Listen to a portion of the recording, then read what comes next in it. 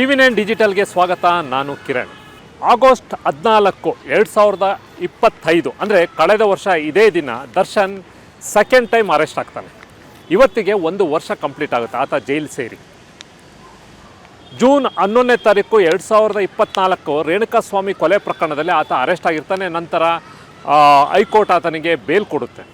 Bale ಕೊಡಬೇಕಾದ್ರೆ ಆತ ಸಾಕಷ್ಟು ಆರ್ಗ್ಯುಮೆಂಟ್ ಆದಾಗ ಅಲ್ಲಿ ಆತನ ಪರ ವಕೀಲರು ಮತ್ತು ಆತ ಹೇಳೋದೇನು ಅಂತಂದರೆ ಮುಖ್ಯವಾಗಿ ತುರ್ತಾಗಿ ಆತನ ಬೆನ್ನು ಇದ್ದ ಅದಕ್ಕೆ ಆಪ್ರೇಷನ್ ಮಾಡಬೇಕು, ತುರ್ತಾಗಿ ಆಪ್ರೇಷನ್ ಆಗಬೇಕು, ಬೆನ್ನಿನ ಆಪ್ರೇಷನ್ ಆಗಬೇಕು, ಜೊತೆಗೆ ಇಲ್ಲದೇ ಇದ್ದರೆ ಪ್ಯಾರಲಿಸ್ ಆಗ್ಬೋದು, ಜೀವಕ್ಕೆ ಒಂದು ತೊಂದರೆ ಇದೆ ಅನ್ನೋ ಒಂದು ವಾದವನ್ನು ಮಂಡಿಸ್ತಾರೆ. ಕೊನೆಗೆ ಹೈಕೋರ್ಟು ಅದಕ್ಕೆ ಸಂಬಂಧಪಟ್ಟಂತೆ ಬೇಲ್ ಕೂಡ ಕೊಡ್ತಾರೆ. ನಂತರ ಆತ ಒಂದು ಹಾಸ್ಪಿಟ್ಲಿಗೆ ಅಡ್ಮಿಟ್ ಆಗ್ತಾನೆ. ಸುಮಾರು 1 ತಿಂಗಳು ಹೋಗೋದು ಬರೋದು ಮಾಡ್ತಾನೆ. ಆಪ್ರೇಷನ್ ಮಾಡಿಸ್ಕೋಬೇಕೋ ಬೇಡವಾ ಇದೆಲ್ಲವೂ ಕೂಡ ಚರ್ಚೆ ಆಗುತ್ತೆ. ನಂತರ ಆತ ಆಪ್ರೇಷನನ್ನು ಮಾಡಿಸ್ಕೊಳ್ಳಲ್ಲ. ಅದಾದಮೇಲೆ ಆತ ಥೈಲ್ಯಾಂಡ್ಗೆ ಹೋಗ್ತಾನೆ, ಫಾರಿನ್ ಟ್ರಿಪ್ ಹೋಗ್ತಾನೆ. ಅಲ್ಲಿ ಯಾವುದೋ ಒಂದು ಸ್ಪೀಡ್ ಬೋಟಲ್ಲಿ ಕೂತ್ಕೊಂಡು ಆತ ಜರ್ನಿ ಕೂಡ ಮಾಡ್ತಾನೆ. ಇದೆಲ್ಲವೂ ಕೂಡ ಒಂದು ಸಂಬಂಧಪಟ್ಟಂತೆ ಸಾಕಷ್ಟು ಫೋಟೋಗ್ರಾಫ್ಸು ವೀಡಿಯೋಸು ಕೂಡ ಲಭ್ಯವಾಗುತ್ತೆ. ಏನು ಹೈಕೋರ್ಟ್ ಬೇಲ್ ಕೊಡ್ತಾ ಅದನ್ನು ಚಾಲೆಂಜ್ ಮಾಡಿ ಬೆಂಗಳೂರು ಪೊಲೀಸರು ಸುಪ್ರೀಂ ಕೋರ್ಟ್ಗೆ ಮೊರೆ ಹೋಗ್ತಾರೆ. ಬೆನ್ನೋವು ಅಂತ ಆಪ್ರೇಷನ್ ಅಂತ ಹೇಳಿ ಬೇಲ್ ತೊಗೊಂಡ ನಂತರ ಆತ ಬೆನ್ನೋವು ಇಲ್ಲ, ಆ ಥರದ್ದು ಯಾವುದೇ ರೀತಿಯ ಒಂದು ಸಣ್ಣ ಪ್ರಮಾಣದಲ್ಲಿ ಇದೆ ಬಿಟ್ಟರೆ ಆತನಿಗೆ ಯಾವುದೇ ರೀತಿಯ ತೊಂದರೆ ಇಲ್ಲ, ಬೇಲ್ನ ಕ್ಯಾನ್ಸಲ್ ಮಾಡಬೇಕು ಅಂತ ಹೇಳ್ತಾರೆ. ಅಂತಿಮವಾಗಿ ಇವರು ಕೊಟ್ಟಂಥ ಎವಿಡೆನ್ಸ್ಗಳು ಎಲ್ಲವೂ ಕೂಡ ಪೊಲೀಸರು ಏನೇನು ಎವಿಡೆನ್ಸ್ ಸುಪ್ರೀಂ ಕೋರ್ಟಲ್ಲಿ ಎಲ್ಲವೂ ಕೂಡ ಕೊಡ್ತಾರೆ ಅದನ್ನೆಲ್ಲವೂ ಕೂಡ ಮನ್ನಿಸಿ ಸುಪ್ರೀಂ ಕೋರ್ಟ್ ಕೊಟ್ಟಿದ್ದಂಥ ಹೈಕೋರ್ಟ್ ಕೊಟ್ಟಿದ್ದಂಥ ಬೇಲ್ನ ಕ್ಯಾನ್ಸಲ್ ಮಾಡಿ ಇಮಿಡಿಯೇಟಾಗಿ ಆತನನ್ನು ಅರೆಸ್ಟ್ ಮಾಡಬೇಕು ಅನ್ನೋದನ್ನು ಕೂಡ ಸೂಚನೆ ಕೊಡ್ತಾರೆ. ಈ ಸಂಬಂಧಪಟ್ಟಂತೆ ಕಳೆದ ವರ್ಷ ಆಗಸ್ಟ್ 14ನೇ ತಾರೀಕು ತೀರ್ಪು ಬರುತ್ತೆ. ಇಮಿಡಿಯೇಟಾಗಿ ಆತ ತಮಿಳುನಾಡು ಕರ್ನಾಟಕ ಯಾವುದೋ ಬಾರ್ಡ್ರಲ್ಲಿ ಇರ್ತಾನೆ. ಇಮಿಡಿಯೇಟ್ ಆತ ಬೆಂಗಳೂರಿಗೆ ಬಂದ ತಕ್ಷಣ ಪೊಲೀಸರು ಆತನ ಅರೆಸ್ಟ್ ಮಾಡಿ ಪರಪ್ಪನಗರ ಜೈಲಿಗೆ ಕಳಿಸ್ತಾರೆ. 1 ವರ್ಷದಲ್ಲಿ ಸಾಕಷ್ಟು ಡೆವಲಪ್ಮೆಂಟ್ ಆಗುತ್ತೆ. ಆತ ಜೈಲಿಗೆ ಬಂದ ತಕ್ಷಣವೇ ಒಂದು ಖ್ಯಾತೆಯನ್ನು ತೆಗಿತಾನೆ.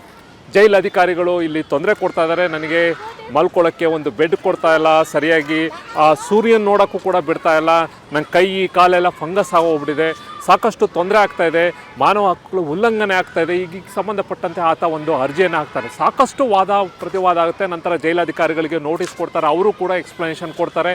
ಜೈಲಿನ ಮ್ಯಾನ್ಯುವಲ್ ಏನಿದೆ ಅದೆಲ್ಲವೂ ಕೂಡ ನಾವು ಕೊಟ್ಟಿದ್ದೀವಿ, ಯಾವುದೇ ರೀತಿಯ ಆತನಿಗೆ ಅದು ಬಿಟ್ಟು ನಾವು ಸ್ಪೆಷಲ್ ಪರ್ಮಿಷನ್ನು ಸ್ಪೆಷಲ್ ಫೆಸಿಲಿಟೀಸ್ ಕೊಡೋಕ್ಕಾಗಲ್ಲ ಅಂತ ಎಲ್ಲವೂ ಕೂಡ ಹೇಳ್ತಾರೆ.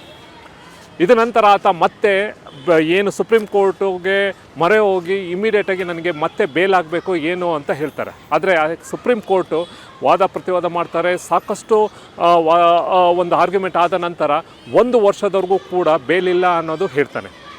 ಏಕೆಂದರೆ ಮುಖ್ಯವಾಗಿ 262 ಏನು ಸಾಕ್ಷಿಗಳಿದೆ ರೇಣುಕಾಸ್ವಾಮಿ ಕೊಲೆ ಪ್ರಕರಣಕ್ಕೆ ಸಂಬಂಧಪಟ್ಟಂತೆ ಅದರಲ್ಲಿ 60 ಸಾಕ್ಷಿಗಳು ಭಾಳ ಇಂಪಾರ್ಟೆಂಟ್ ಇರ್ತಾ. ಅವ್ರದ್ದು ಇನ್ನೂ ಸ್ಟೇಟ್ಮೆಂಟ್ ಆಗಿಲ್ಲ, ಅವ್ರದ್ದು ಒಂದು ಅದಕ್ಕೆ ಸಂಬಂಧಪಟ್ಟಂತೆ ಅವ್ರು ಬಂದು ಹೇಳಿಕೆಯನ್ನು ಕೋರ್ಟಲ್ಲಿ ಕೊಟ್ಟಿಲ್ಲ.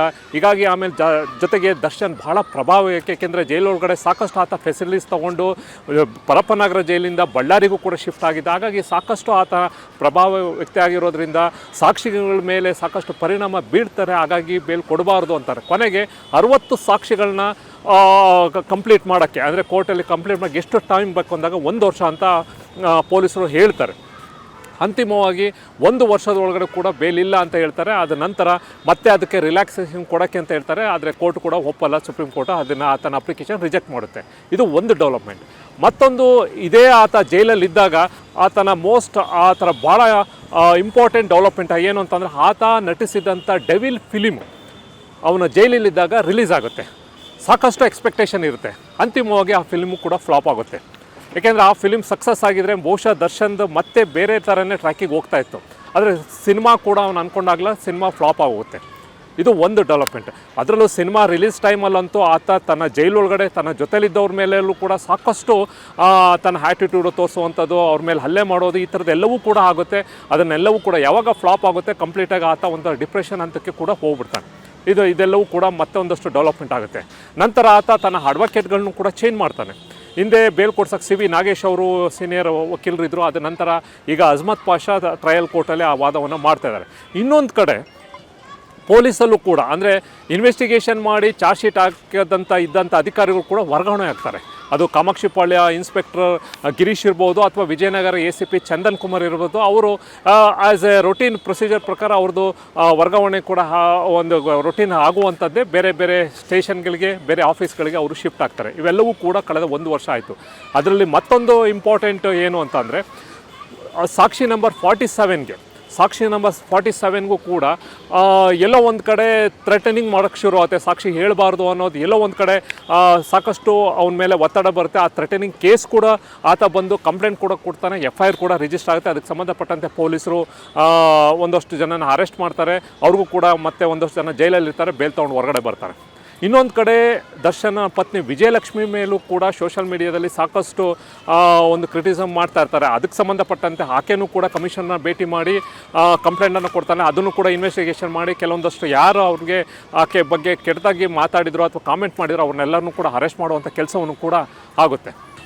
ಇದೆಲ್ಲವೂ ಕೂಡ ಮಧ್ಯದಲ್ಲಿ ಮತ್ತೊಂದು ಭಾಳ ಇಂಪಾರ್ಟೆಂಟ್ ಡೆವಲಪ್ಮೆಂಟ್ ಆಗಿದ್ದೇನು ಅಂತಂದರೆ, ಇದೇ ಪ್ರಕರಣದಲ್ಲಿದ್ದಂಥ ಅಕ್ಯೂಸ್ ನಂಬರ್ 14 ಪ್ರದೋಷ್ ರಾವ್ ಅಂತ ಏನಿರ್ತಾನೆ, ಆತ ಒಂದು ತಿಂಗಳಿಂದ ಅಂದರೆ ಜೊತೆಲೇ ಇರ್ತಾನೆ, ದರ್ಶನ್ ಜೊತೆಲೇ ಏನು ಅರೆಸ್ಟ್ ಆಗ್ತಾರೆ, ಸೆಕೆಂಡ್ ಟೈಮ್ ಅರೆಸ್ಟ್ ಆಗ್ತಾರೆ. ಅವನು ಅದೇ ರೂಮಲ್ಲಿ ಇರ್ತಾನೆ. ಅವ್ರ ಫಾದರ್ ಕೂಡ ಎಕ್ಸ್ಪೈರ್ ಆಗ್ತಾರೆ. ಆತ ಬೇಲ್ ತೊಗೊಂಡು ಹೊರಗಡೆ ಬಂದು ಮತ್ತೆ ವಾಪಸ್ಸು ಜೈಲಿಗೆ ಹೋಗ್ತಾನೆ. ಅಲ್ಲಿ ಹೋದ್ಮೇಲೆ ಎಲ್ಲೋ ಒಂದು ಕಡೆ ದರ್ಶನು ಮತ್ತು ಅಲ್ಲಿದ್ದಂಥ ಅವ್ರ ಮೇಲೆ ಒಂದಷ್ಟು ಮನಸ್ತಾಪಗಳಾಗುತ್ತೆ. ಒಬ್ರಿಗೊಬ್ರಿಗೆ ಮಾತಾಡ್ತಾ ಇರಲ್ಲ ಜೈಲು ಒಳಗಡೆ, ಈ ಥರದ್ದು ಎಲ್ಲವೂ ಕೂಡ ಆಗುತ್ತೆ. ಆಮೇಲೆ ಜೊತೆಗೆ ಒಂದು ಸರಿ ಅಲೋಕ್ ಕುಮಾರ್ ಅಂದರೆ ಜೈಲಿನ ಮುಖ್ಯಸ್ಥರಾಗಿದ್ದಂಥ ಅಲೋಕ್ ಕುಮಾರ್ ಒಂದು ಸರಿ ದರ್ಶನ್ನ ಸೆಲ್ಲಿಗೆ ಭೇಟಿ ಮಾಡಿ ವಾರ್ನ್ ಕೂಡ ಮಾಡ್ತಾರೆ. ನೋಡಪ್ಪ, ಸುಮ್ಮನೆ ಕೇಸನ್ನು ಹಾಳು ಮಾಡ್ಕೊಬೇಡಿ, ಒಟ್ಟಿಗೆ ಎಲ್ಲರೂ ಕೂಡ ಮಾಡಿದ್ದೀರಾ, ಅದಕ್ಕೆ ಸಂಬಂಧಪಟ್ಟಂತೆ ಅದನ್ನು ಕೋರ್ಟ್ ಟ್ರಯಲ್ ಇದೆ ಮುಂದೆ, ಅದಕ್ಕೆ ಸಂಬಂಧಪಟ್ಟಂತೆ ನೀವು ಮಾಡಿ, ಯಾಕೆ ಒಬ್ರೊಬ್ರನ್ನ ಮನಸ್ತಾಪಗಳು ಹೊಡೆದಾಟ ಈ ಥರದ್ದೆಲ್ಲ ಬುದ್ಧಿ ಹೇಳ್ಬಿಟ್ಟು ಬಂದಿರ್ತಾರೆ. ಅದ ನಂತರ ಎಲ್ಲೋ ಒಂದು ಕಡೆ ಅವ್ರ ಜೊತೆ ಇರೋಕ್ಕೆ ಬಹುಶಃ ಪ್ರದೋಷ್ಗಾಗಲ್ಲ. ಆತ ಜೈಲಲ್ಲಿ ಆಫೀಸರ್ಸ್ಗಳಿಗೆ ಒಂದು ರಿಕ್ವೆಷನ್ ಕೊಟ್ಟು ನಾನು ಸಪ್ರೇಟಾಗಿ ಇರೋಕ್ಕೆ ಇಷ್ಟಪಡ್ತೀನಿ, ಬೇರೆ ಸೆಲ್ಲಿನ ಶಿಫ್ಟ್ ಮಾಡಿ ಅಂತಾರೆ. ಅದರ ನಂತರ ಆತನ ಬೇರೆ ಸೆಲ್ಲಿಗೆ ಶಿಫ್ಟ್ ಮಾಡ್ತಾರೆ, ಅದೇ ಬೇರೆ ಬ್ಯಾರಕ್ಕಿಗೆ ಶಿಫ್ಟ್ ಮಾಡ್ತಾರೆ. 1 ತಿಂಗಳ ನಂತರ ಪ್ರದೋಷ್ ರಾವ್ ಇತ್ತೀಚೆಗೆ ಮೊನ್ನೆ ಅಷ್ಟೇ ಆತ ಕೋರ್ಟ್ಗೊಂದು ಅಪ್ಲಿಕೇಶನ್ ಹಾಕಿ ನಾನು ಈ ಒಂದು ಪ್ರಕರಣದಲ್ಲಿ ಮಾಫಿ ಸಾಕ್ಷಿ ಆಗೋಕ್ಕೆ ನಾನು ಮುಂದಾಗಿದ್ದೀನಿ, ಅಂದರೆ ಅಪ್ರೂವರ್ ಆಗೋಕ್ಕೆ ಮುಂದಾಗಿದ್ದೀನಿ. ಅಕ್ಯೂಸ್ಡ್ ಒಬ್ಬ ಅಪ್ರೂವರ್ ಆಗೋಕ್ಕೆ ನಾನು ಅಪ್ರೂವರ್ ಆಗೋಕ್ಕೆ ಮುಂದೆ ಏನೇನು ಘಟನೆ ನಡೀತೋ ಎಲ್ಲವನ್ನೂ ನಾನು ಕೋರ್ಟ್ ಮುಂದೆ ಹೇಳೋಕ್ಕೆ ನಾನು ಇದ್ದೀನಿ. ನಾನು ಎಲ್ಲವೂ ಕೂಡ ಕಣ್ಣಾರೆ ಏನೇನು ಕಂಡೆ ಎಲ್ಲವನ್ನೂ ಕೂಡ ನಾನು ಮುಂದೆ ಹೇಳೋಕ್ಕೆ ನಾನು ರೆಡಿ ಇದ್ದೀನಿ, ನಾನು ಒಪ್ಕೊಳ್ಳೋಕೆ ರೆಡಿ ಇದ್ದೀನಿ ಅಂತ ಅಪ್ಲಿಕೇಶನ್ ಹಾಕ್ತಾನೆ. ಬಹುಶಃ ಇಡೀ ಪ್ರಕರಣದಲ್ಲಿ ಇದು ಭಾಳ ದೊಡ್ಡ ಟ್ವಿಸ್ಟ್ ಆಗುತ್ತೆ ಈ ಒಂದು ವರ್ಷದಲ್ಲಿ. ಅಲ್ಲಿವರೆಗೂ ಕೂಡ ಎಲ್ಲೋ ಒಂದು ಕಡೆ ಇದ್ದಂಥ ನಿಜವಾಗ್ಲೂ ಈ ಪ್ರಕರಣ ಭಾಳ ಸೀರಿಯಸ್ ಆಗಿ ಬಂದಿದ್ದು ಈ ಪ್ರದೋಷ್ ಹಾಕಿದಂಥ ಒಂದು ಅಪ್ಲಿಕೇಶನ್ ಮೇಲೆ. ಅದಕ್ಕೆ ಸಂಬಂಧಪಟ್ಟಂತೆ ಅದನ್ನು ಅಕ್ಸೆಪ್ಟ್ ಮಾಡ್ಕೋಬಾರ್ದು, ನಮ್ಮದು ಆರ್ಗ್ಯುಮೆಂಟ್ ಮಾಡಬೇಕು ಅಂತ ದರ್ಶನ್ ಪರ ವಕೀಲರು ಆಗ್ತಾರೆ. ಸೆಷನ್ ಕೋರ್ಟಲ್ಲಿ ಅಲ್ಲೂ ಕೂಡ ರಿಜೆಕ್ಟ್ ಆಗುತ್ತೆ. ಈಗ ಹೈಕೋರ್ಟ್ಗೂ ಕೂಡ ಆಗ್ತಾರೆ, ಅಲ್ಲೂ ಕೂಡ ರಿಜೆಕ್ಟ್ ಆಗಿದೆ. ಈಗ ಸಂಬಂಧಪಟ್ಟಂತೆ ಬಹುಶಃ ಪ್ರದೋಷ್ ಏನಾರ ಮುಖ್ಯವಾಗಿ ಐ ವಿಟ್ನೆಸ್ ಏನು ಇದ್ದ ಆ ಒಂದು ಸ್ಥಳದಲ್ಲಿ ಆತ ಏನಾರ ಬಹುಶಃ ಅದನ್ನೆಲ್ಲ ಕನ್ಸಿಡರ್ ಮಾಡಿಕೊಂಡು ಆ ಒಂದು ಹೇಳಿಕೆಗಳು ಅದನ್ನು ಭಾಳ ಇಂಪಾರ್ಟೆಂಟ್ ಆಯಿತು ಅಂತಂದರೆ ಬಹುಶಃ ಈ ಒಂದು ಪ್ರಕರಣದಲ್ಲಿ ಭಾಳ ಸೀರಿಯಸ್ ಆಗಿ ದರ್ಶನ್ ಮೇಲೆ ಈ ಪರಿಣಾಮ ಅಂದರೆ ಕನ್ವಿಕ್ಷನ್ ಆಗೋಕ್ಕೆ ಆತನ ಎಲ್ಲ ರೀತಿಯ ಸಾಧ್ಯತೆಗಳು ಹೆಚ್ಚಿದೆ ಅಂತಲೇ ಹೇಳ್ಬೋದು. ಬಟ್ ಮುಂದೆ ಟ್ರಯಲ್ ಆಗುತ್ತೆ, ಅಲ್ಲೂ ಕೂಡ ಇನ್ನೂ ಎಷ್ಟೇ ಜನ ವಿಟ್ನೆಸ್ಗಳು ಹಾಸ್ಟೆಲ್ ಆಗ್ತಾರೋ ಅಥವಾ ಸಂಬಂಧಪಟ್ಟಂತೆ ಯಾವ ರೀತಿ ಟ್ರಯಲ್ ಹೋಗುತ್ತೋ ಅನ್ನೋದು ಮುಂದಿನ ದಿನಗಳಲ್ಲಿ ನೋಡಬೇಕಾಗುತ್ತೆ.